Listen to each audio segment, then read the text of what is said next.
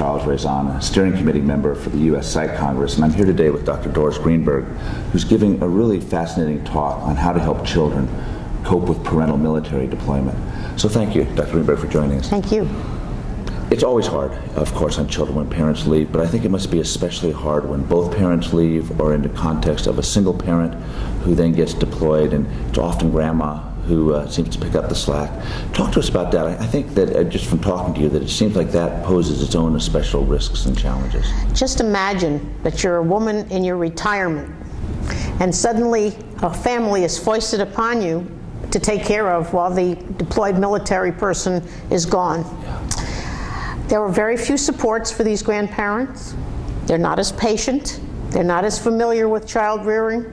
Suddenly the children have a completely different set of rules. They live in a different community, have no support system, have to go to a new school. And suddenly when the person who's deployed returns, they're wrenched away again. And this leaves us with grandparents who are bereaved, who have had a family for the last year or two, and suddenly the family is gone and their lives are empty. So there are now new groups that are beginning to support the grandparents and other extended relatives who are taking care of the children.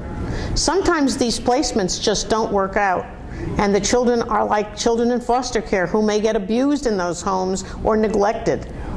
It's very, very difficult. And if you have an elderly person with health care concerns that make them vulnerable to dying, you have children worrying if their caretaker is going to die. So we have a lot of stress on these children if they're placed outside of the home, and each military person has to come up with a family plan before they leave, and sometimes these plans are drafted rather crudely and implemented rather rapidly, and they're not always very sound. Yeah, that makes it a real extra challenge, doesn't it, when there's only one caretaker and they leave? Yes, and when there are two parents who are at risk of dying, that's even worse. Yeah, there's just nothing easy about it. It's dreadful for the children. Yes. Well, it's heartbreaking, but I really appreciate you sharing with us today, and thank you so much. Thank you.